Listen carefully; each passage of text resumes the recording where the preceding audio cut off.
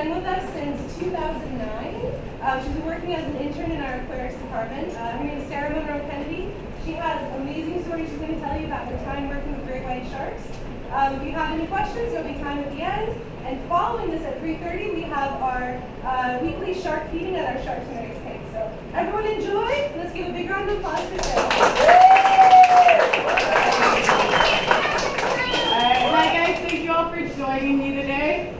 Really quick question, and I want you guys to be completely honest. How many of you guys are afraid of sharks? Not that many of you guys all being honest. How many of you really? Because until I worked with them, I had a slight fear of them too. Not me. It's totally understandable for you guys to be afraid of sharks. The media portrays them in a way that we often see them just like this. Totally aggressive looking, but I'm going to show you guys a lot about the real great white sharks. So one reason that you guys might also be afraid of them, their scientific name alone means sharp ragged tooth. So that right there tells you they've got really sharp teeth. They're evolved for hunting, and they are very good at what they do. They've been around for about 70 million years, and they've evolved into the perfect apex predator. So guys, there are a few hot spots in the world where you can find great white sharks. We actually do have them here off of our coast, but there are main concentrations of areas where you can go diving with them. So then top three, you have Australia, you have South Africa, and then you have Guadalupe Island, which is off the coast of America. In South Africa, you've got Mossel Bay, you've got Hans Bay, and then, False Bay. Sorry guys. So in these places, this is where you can find high concentrations of great whites, but as you guys can see in the middle slide, they're not always there. Sharks are transient animals. They like to travel a lot. They migrate over very, very far distances. And Hans Bay is the only place in the world that you can actually go dive with them year-round. South Africa is also the only place in the world where you can see them breach. However, there has been a recent video in Sunset Beach here where there was a great white breaching, but it's not common to see here. We don't know exactly why that one did that, but maybe it was just having some fun. So in the different locations that you go to, the shortest trip as well is in South Africa. So this makes it the prime location in the world with great white sharks to go dive with them and to go check them out and go on the boat and see them. So, for anybody who doesn't know where Hans Bay is, it's in South Africa. It's a little tiny town. It's about 45 minutes south of the southernmost point. So the southernmost point is called Cape Agulhas, and that's very, very, very bottom of Africa. So it's about 45 minutes north of there, and it's where you can find the highest concentration of great whites. So, take you guys a little further in. So in Hans Bay, the actual town is just up here. The harbor that we go out of is right here. This is where we go in the summertime, and this is where we go in the winter. So right here is called the shallows. We call it's known as Hoesterdam. So up in Hoesterdam, that's where you'll usually find big females and lots of juvenile sharks. We don't know for sure why they're there, but we're thinking that it could be that that's where they're breeding. And then you've got sharks over here in the wintertime at Shark Alley. So how many of you guys have heard of Shark Alley? Watching Shark Week maybe? No? Okay, so Shark Alley is where they do all the Nat Geo documentaries and all of those, where you see the sharks flying out of the water. Shark. Yeah? Shark. Awesome. Shark show. Awesome, that's awesome. So guys, we've got Hans Bay. Over here is Danger Point. A lot of the times we'll go out of the harbor in Hans Bay and we'll go around. Danger Point is actually really, really famous because there was a wreck there in the 1800s, the Birkenhead wreck, and it was the first wreck, the first shipwreck where the sailors decided that women and children should get off first. So ever since then, that's when sailors have decided that the women and children get off the boat first. So that's a little about that. And then this is actually Shark Alley. So zoomed in, you've got Dyer Island and you've got Geyser Rock. On Dyer Island is the home to the African penguins. So guys, all these animals are really important because they keep a balance in our ecosystem. Sharks eat seals, seals eat penguins, and it's just a whole chain reaction. So we've got the penguins living on Dyer Island. There's about 900 breeding pairs. There used to be 25,000 breeding pairs. So all of this is mainly due to humans. We went on the islands, we scraped off all the guano, we used it for fertilizer, and then we also harvested all their eggs, so that dropped their population dramatically. And then on Geyser Rock, That's where the Cape Fur seals live. There's 60,000 of them. So 60,000 Cape Fur seals versus 1,800 penguins. They love eating penguins too, guys. And they're not eating the entire penguin. They'll actually just eat the fish that are inside the penguin's stomach. They're really lazy. So the sharks are really important in the penguin's ecosystem because if there's too many seals, there won't be any penguins, and the sharks eat the seals, and so it's a perfect little ecosystem. They need to keep it balanced. So. Alright guys, so what actually brought me out there to South Africa? I was volunteering with a group called the International Marine Volunteers. We did lots of different research every day on the boat. We do data collection on shark sizes, on their behaviors. We also did some dissections. We helped with tagging, we helped with tracking, and then we also did a bunch of community projects like wood projects where we collect a bunch of wood and we take it to the village people and help them out. And then bark, we used to go to the animal shelter and go walk the dogs and stuff. So it's not just about the marine life, it's also helping the other community that you're involved in. So a lot of this is really cool. We used to go on shark egg walks, so we'd go and collect a bunch of eggs. The reason we would do this is because the eggs are empty. This tells us that sharks have hatched, and then we would put that into our database. It tells us how many sharks of what species have been born in that area. So that helps with population estimates. And a lot of the times we get calls about animals that just washed up on the beach and we dissect them strictly for scientific purposes to educate the volunteers and everything like that. So I started out as a volunteer and then I lucked out and I got hired as a guide. So that's where all of my work has been. So I was out there for about 6 months and yeah. So these are some of the volunteers, some of the things we got to do. We get to play with the chum. How many of you guys have ever smelled chum before? It's not a good smell. So once you do it a few times, you actually get used to it. But as you can see, it's a lot of fun out there. You get to do a lot of different things, and it's always a good time. So the company that runs IMV, they are Dyer Island Conservation Trust. They are a conservation company that works to educate people, to do research in order to help educate people, and we also do several beach cleanups and community cleanups and stuff like that. So Volkswagen actually partnered with Dyer Island in 2011, and they were their first partner for environmental, their Think Blue campaign. So they actually donated a bunch of clothes to us, a bunch of vehicles for our research. They donated all the gas for the boats and everything like that too. So they've been really helpful with our research. And yeah. So the other companies, their sister companies, Dyer Island Cruises. If you guys are interested ever go to South Africa, it's an awesome trip. You go see the Marine Big Five. So there's whales, dolphins, seals, penguins, and the sharks. So do not guarantee to see all five, but pretty much every single time you can see all five. It's always a really good trip. And then the company that I worked with was Marine Dynamics, so that's the shark cage diving company. Has anybody here ever been shark cage diving? No? Nobody at all? Anybody interested in it? Yeah? Okay, cool. So guys, if you were to dive with us, our cage is 4.5 meters long. There are times that we get sharks that are bigger than the cage. We've gotten sharks that are about 5.5 meters long coming along the cage. So our cage is stainless steel, it's completely reinforced, you're perfectly safe in it. And unlike the dive cages in like Guadalupe or Australia, you don't have to be scuba certified, you just grab on, hold on, pull yourself under. So it's a really easy experience, and a lot of people get a huge adrenaline rush from it, from just having the animal within inches of you. So it's a really cool experience. If you guys are ever fortunate enough to go, I would definitely recommend it. So guys, one last company that we work with was APS, the African Penguin and Seabird Sanctuary. So this place was actually born out of necessity. We kept getting calls with birds who were injured, not just sharks, not just dolphins and stuff like that. So we get calls about birds. And so we decided that we needed somewhere to put these birds so that we could rehabilitate them and put them back out into the wild. So APS has only been around for about a year, but they've already helped rescue over 50 penguins.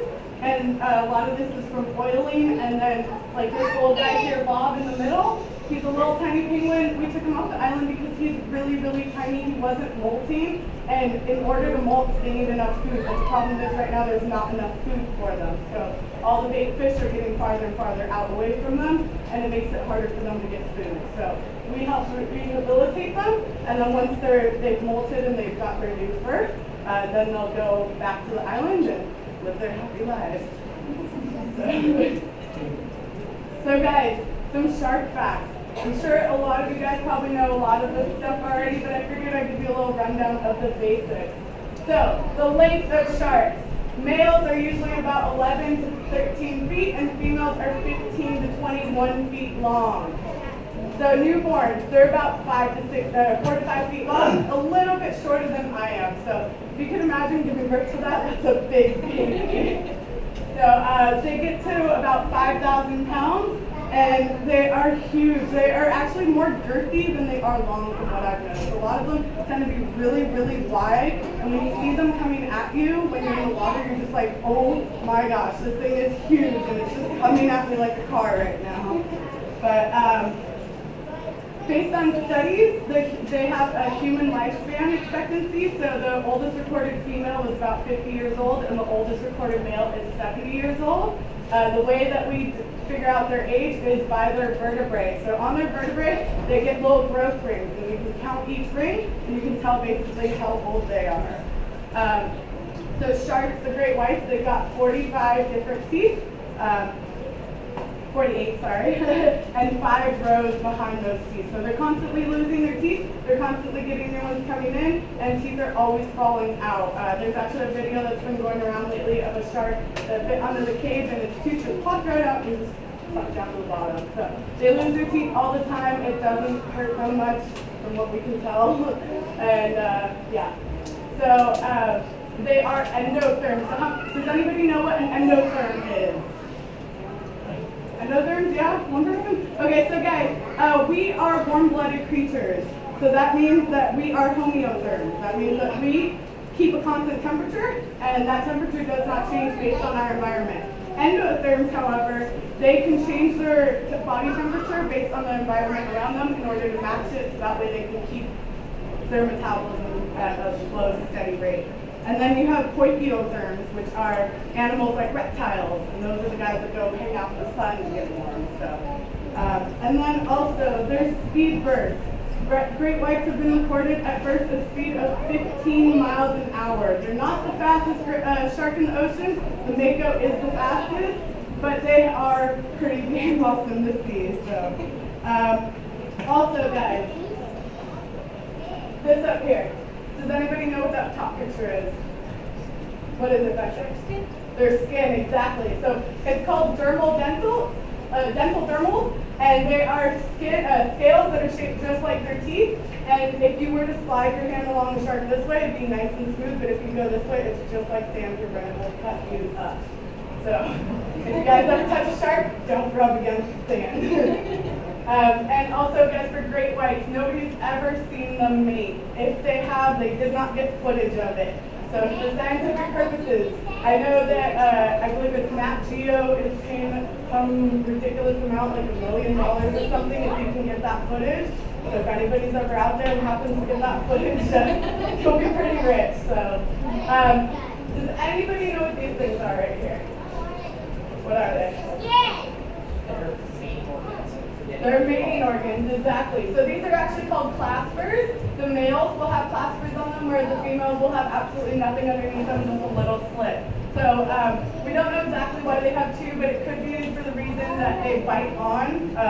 No one's seen great whites mate based on how other sharks mate. You can kind of assume that it will be the same. But they'll bite on, the male will bite on the female, and they tend to spin. And so it's probably whichever one is in that direction is the one that gets used. And then, guys, excuse me. How many of you guys know how great whites give birth? Is it live birth? Do they lay eggs? It's live birth. So great whites give live birth. They actually have eggs that are internal in them. They hatch internally, and then the sharks will feed off of the yolk. They'll feed off unborn eggs, like other unhatched eggs. and even sometimes they'll feed off of their siblings. So inside, usually there's about 2 to a dozen pups in the mom, and so they'll feed off, and sometimes only 2 to 4 will be born. So it's a shark eat shark world out there. Other sharks, like the sharks that we have here, lay eggs. They're known as mermaid purses. We've got a bunch of them out here if you guys are interested in seeing them. There's some in the science lab, and we'll also probably have some over by the shark tank later, so if you guys are interested in that. And then as for our research, so this is the vessel that we used to go out, that we would go out on. It's called the Wazi, and it's about a 28-foot vessel, and it's actually very different from being on the shark cage boat, because it's much smaller and much lower to the water, so the sharks actually look a whole lot bigger. So what we do is we go out on there, we chum the water a bit, and then they pull in the shark with a bait line and trap them in towards the boat, and then we tag them and possibly do a biopsy if we're lucky. So while we're tagging, there's somebody who sit up top, on top of the tower. They're taking pictures of the sharks. They're giving a dorsal picture and any markings that they can possibly get on it. That way it can help with our database on identification. And then this right here is one of the volunteers. We were doing a shark dissection, and she's making all the notes of the measurements and different things like that. So you get to do a lot of really cool things as a volunteer out there. These are our data sheets. So these are what we would use every single day on the boat. Every single trip, we would go out, we put all of our information in, the salinity, the water temperature, the sea conditions, the weather conditions.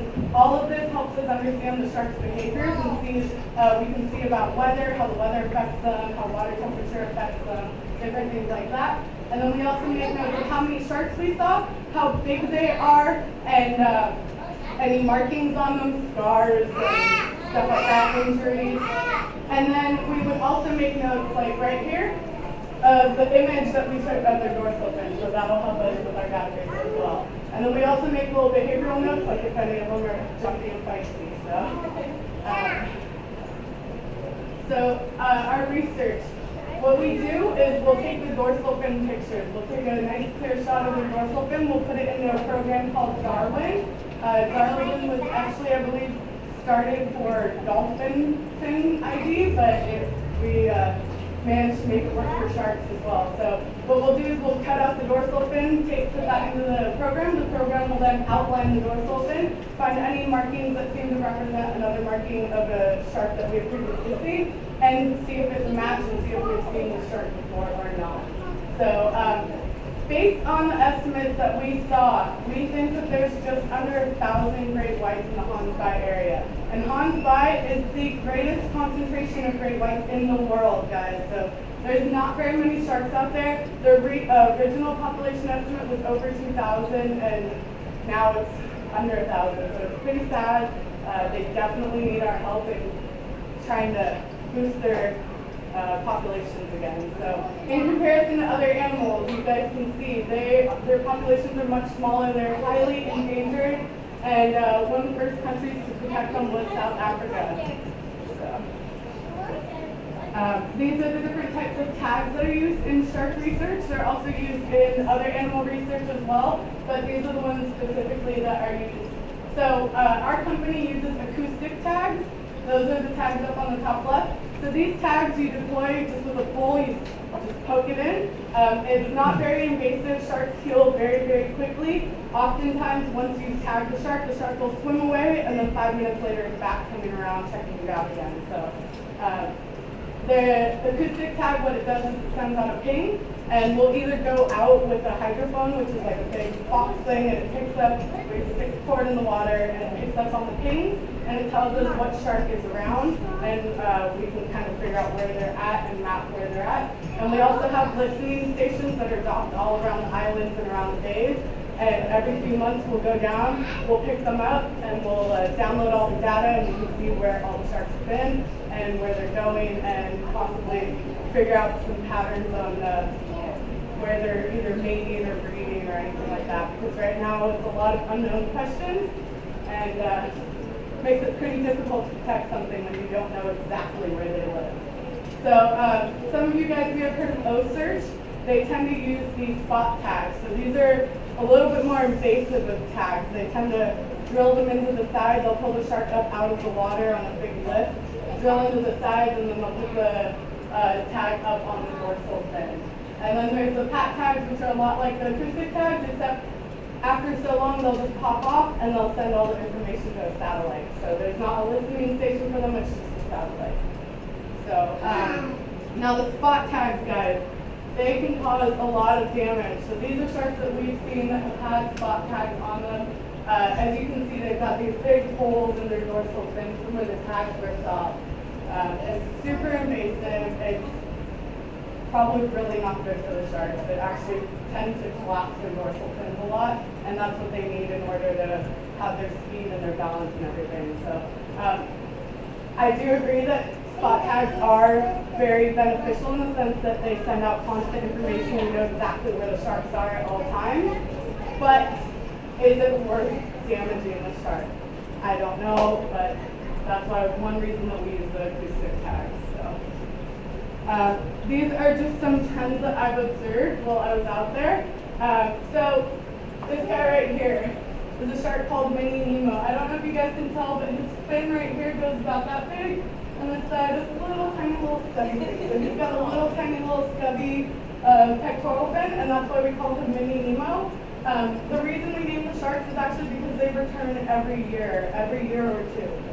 Most sharks tend to return every year around the same time, so Mini Nemo, I saw him a lot in August, and usually August is around the time that he'll be in the area. So it's pretty cool to be able to see sharks that you've seen before and be able to recognize them. And then guys, so many people think that sharks are just aggressive animals, and they're just out to attack you and hunt you and kill you and all that good stuff. So most people visualize, when they see sharks, they visualize this.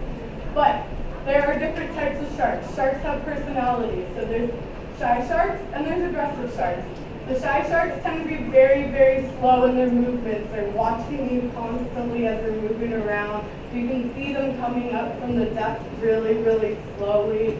And they're actually really cool to see because they completely defy what everybody thinks. Whenever clients would see them, they'd be like, what's wrong with that shark? Why isn't he attacking the cage? And it's like, that's the shark. It's just chilling in the ocean. He's just swimming along and saw something, he was curious, and came over and checked it out. So there are different personalities. You do get some sharks that are a bit more aggressive, a bit more jumpy, but usually I've noticed that tends to be probably when they're most hungry. So hungry sharks make for aggressive sharks, just like humans. We tend to get a little angry when we're hungry. So the other thing I've noticed too, guys, this little guy right here, he's about a 2.5 meter, 3 meter shark. He's pretty tiny. I've noticed that the small sharks tend to be a bit more jumpy towards the bait line and the decoy. So what that means is that the big sharks, they would come by. That's usually how the big sharks act. They tend to be a bit more docile, a bit more calm, because they tend to know what they're looking for food. Whereas the smaller sharks, they're still learning how to hunt. They haven't been alive for very long, so they're still learning everything, and they're going to go for anything that they can get because they're hungry and learning how to hunt, and their hunting skills aren't as good as the adults. So they tend to be the most active, and honestly, I think they look the most happy.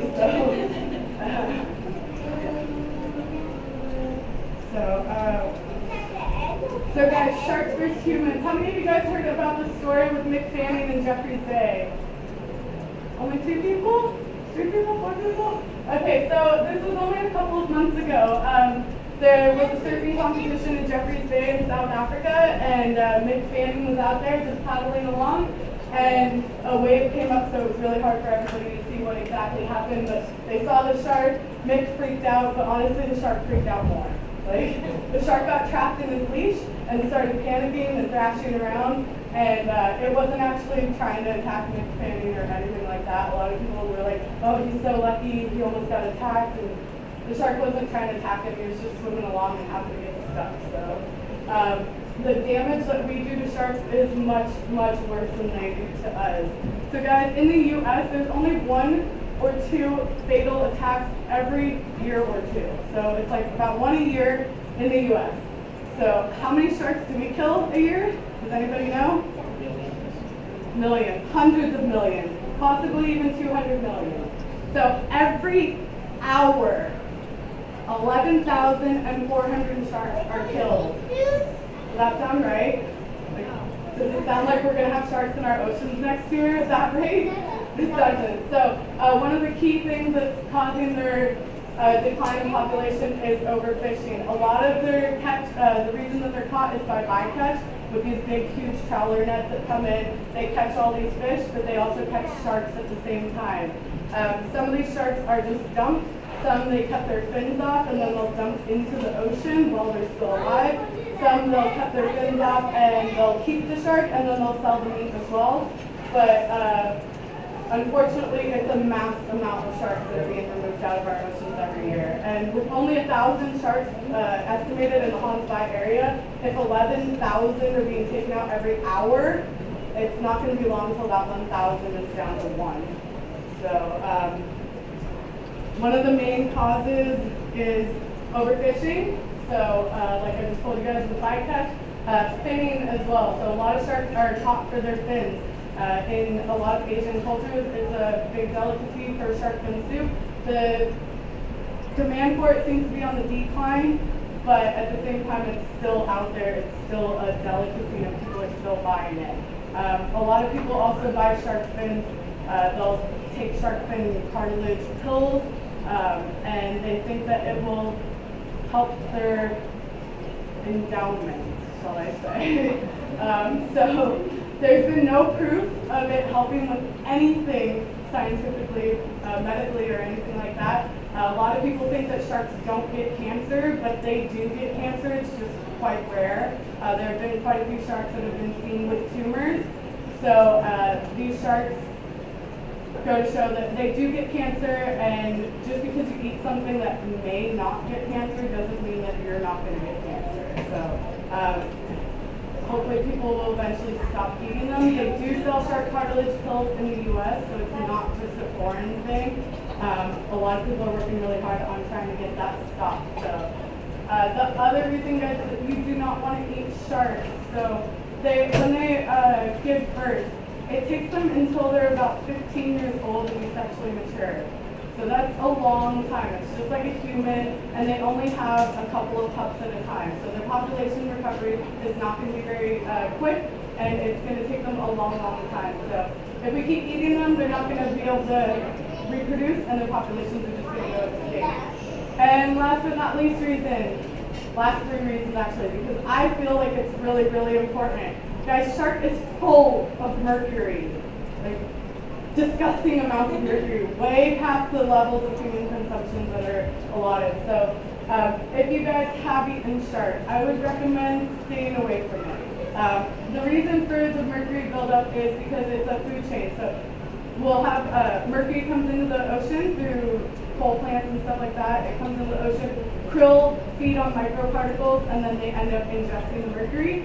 Smaller fish eat the krill, and that builds up in their system, and then the bigger fish will eat the smaller fish, so that builds up more mercury in their system, and then the shark eats the big fish or the seal, and so they've got an even more accumulated amount because they're eating numerous amounts of fish. So the amount of mercury in a shark, I believe, is about 250 times the recommended mercury level consumption. So it's really unhealthy for you. Pregnant women, if they have too much mercury, you can have birth defects in your children, and it can cause a lot of different problems, and it can cause cancer and all sorts of different bad things. So mercury is a #1 reason why I think that we shouldn't eat shark.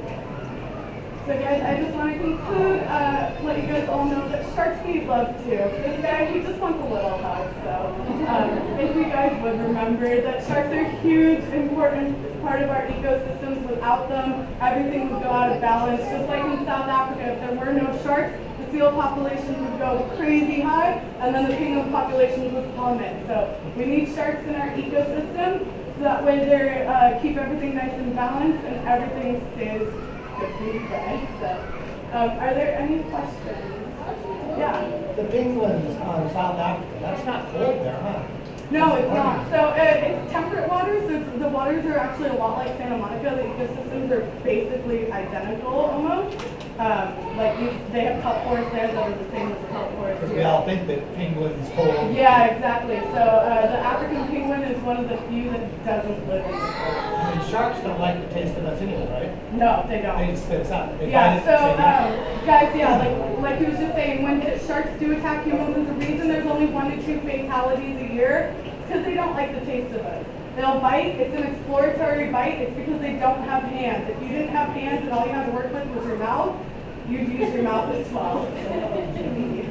Yes?